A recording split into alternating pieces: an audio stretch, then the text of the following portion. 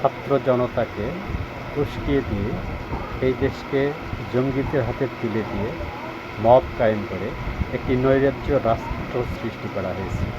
যে রাষ্ট্রে শান্তি নেই, শৃঙ্খলা নেই, যেখানে জেল হাজতে থাকে সাধারণ মানুষ, যেখানে জেল হাজতে থাকে নিরপরাধী মানুষের জনগণের বন্ধু যারা, তারাই আজকে জেলখানায়।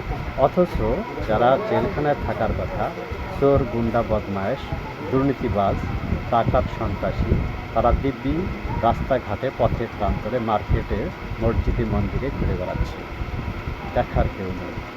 সত্যিই শ্যালীলতাস এই দুনিয়া।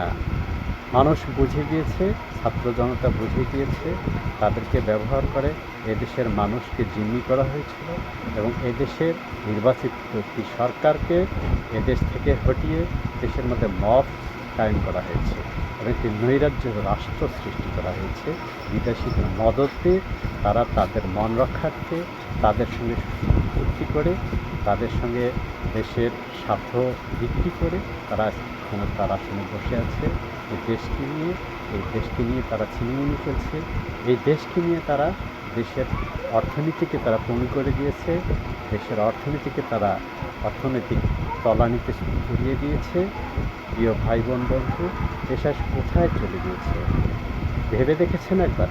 আজকে শিক্ষার্থীরা তারা পরীক্ষা দিতে যাচ্ছে এক বুক পানি নিয়ে, কোথাও বা সাঁতরে গিয়ে। কোমলমতি ছাত্ররা অনেকেই হয়তো বা সাঁতারই জানে না।